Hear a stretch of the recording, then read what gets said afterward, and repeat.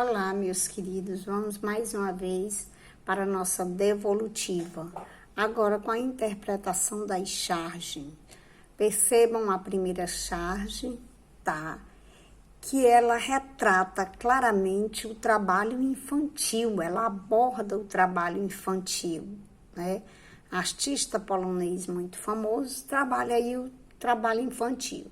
Observem na imagem, enquanto uma criança carrega um fardo pesado, ele retratou inclusive com um vagão de trem, né? A criança descalço, demonstrando claramente o cansaço, a fadiga, enquanto a outra criança, muito serenamente, puxa o trenzinho, né? O brinquedo, ou seja, ele colocou um vagão pesado para uma criança e um trem pequeno para outra criança carregar.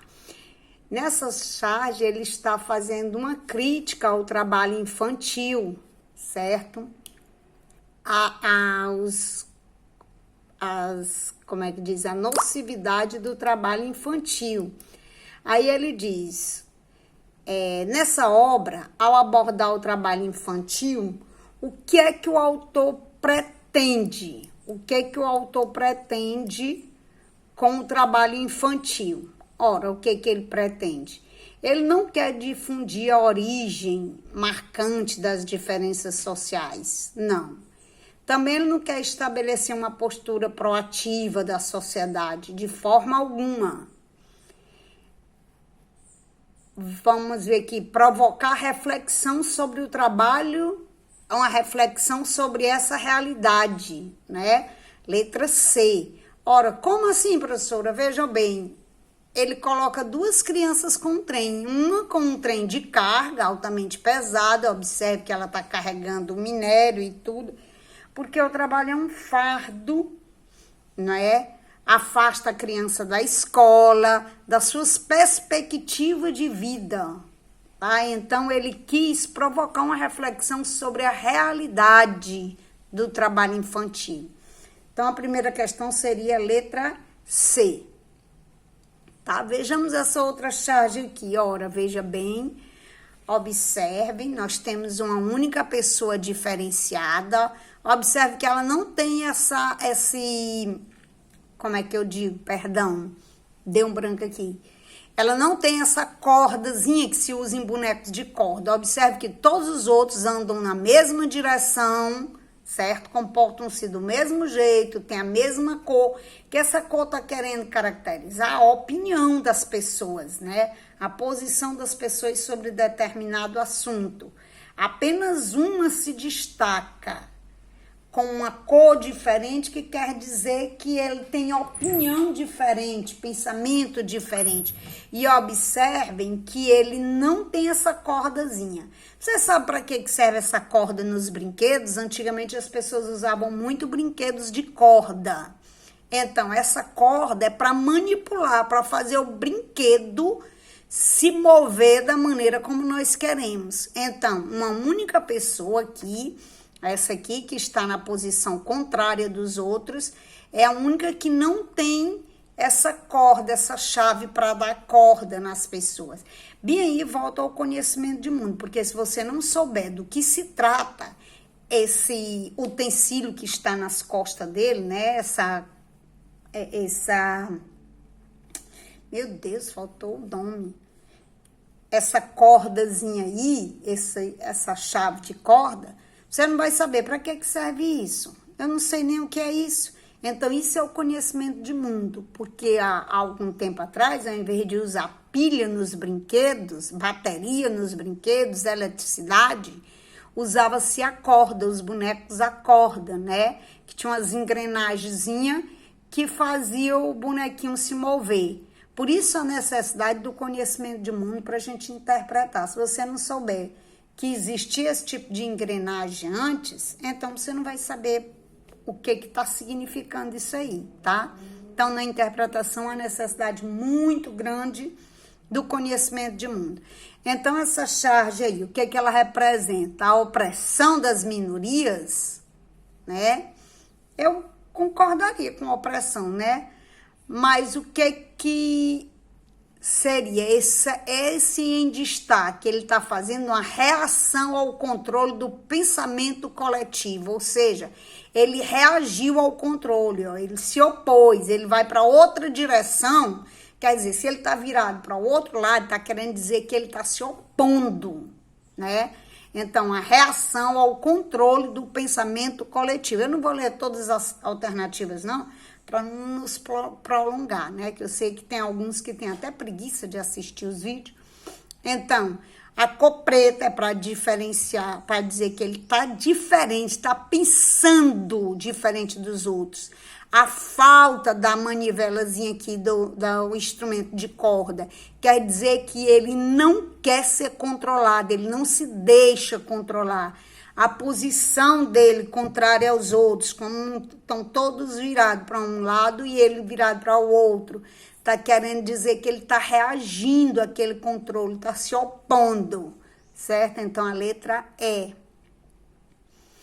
Aí nós temos aqui, na terceira questão, nós temos uma tirinha aí, né? O passarinho descendo com o balão, disse uma pedra no meio do caminho. E agora?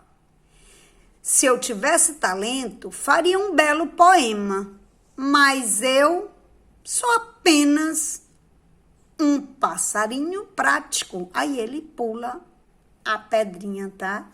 Então, nesse momento, ele fez uma referência a um poema, A Pedra, tá?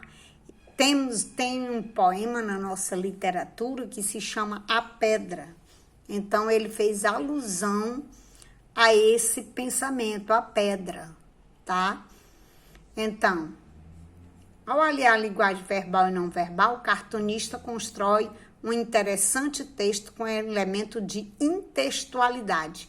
Porque ele já lhe chamou a atenção para o elemento de intextualidade. Não sei se vocês estão lembrados, a intextualidade é quando eu menciono um texto dentro de outro texto, do texto que eu estou utilizando no momento. No caso, ele fez um texto e mencionou o texto A Pedra. Ele fez alusão ao poema A Pedra, tá? Isso é que é a intextualidade, só para lembrar, tá?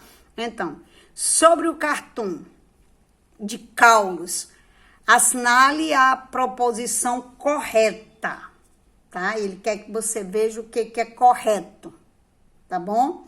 Então, vamos ver. A linguagem verbal é desnecessária para o entendimento? Não, tá errado. A linguagem verbal é necessária sim, ela tá complementando, não é verdade? Então, a linguagem verbal e não verbal são necessárias? Com certeza. Quando junto as duas, verbal e não verbal, uma auxilia a outra, complementa, né? Enriquece, eu poderia dizer assim. Então, a segunda questão está correta. O que nos elimina a letra A e a letra C. Resta para nós a B e a D. Então, vamos conferir aqui se a terceira questão está certa. O cartunista estabelece uma relação de intertextualidade com o poema No Meio do Caminho, de Carlos Drummond de Andrade. Exatamente, No Meio do Caminho, a pedra. Lembra que eu falei da intertextualidade? Pois é, Carlos Drummond de Andrade, fala sobre a pedra também no poema dele, tudo. Então, essa terceira questão está correta. Ah, mas como é que eu vou saber disso? Volto a repetir, o conhecimento do mundo. Você tem que conhecer um pouquinho. Carlos Drummond de Andrade é um poeta brasileiro, então nós precisamos conhecer alguma coisa da poesia brasileira para poder fazer essa alusão uma a outra. Então, a terceira questão também está correta, o que elimina a letra C. Então, resta para nós a letra B. A letra B de bola é que é a correta, tá? Vamos então à terceira. Ainda sobre a linguagem verbal e não verbal, que é aí sobre a pedra, tá?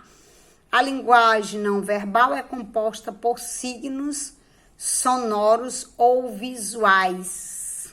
A verbal, não. A verbal, ela é placas, imagens, não verbal, sonoros, signos sonoros ou visuais, como placas, né? Tá certo, certíssimo. E a letra B, a linguagem verbal diz respeito aos signos que são formados por palavras. Elas podem ser sinais visuais e sonoros. Certeza, porque quando eu digo sinais visuais, eu estou falando das letras, das palavras. E os sonoros, a verbalização da palavra, quando eu falo a palavra, né? Então, corretíssimo. A linguagem verbal, por dispor de elementos linguísticos concretos, pode ser considerada superior. Não, nada a ver. A linguagem não verbal e verbal, elas não são superior uma da outra. Elas se complementam, elas se auxiliam, elas têm o mesmo valor, tá?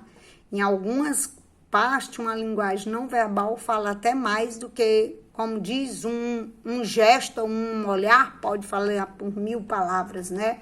Mas isso não quer dizer que nenhuma é superior, né? Então, a letra C, errada.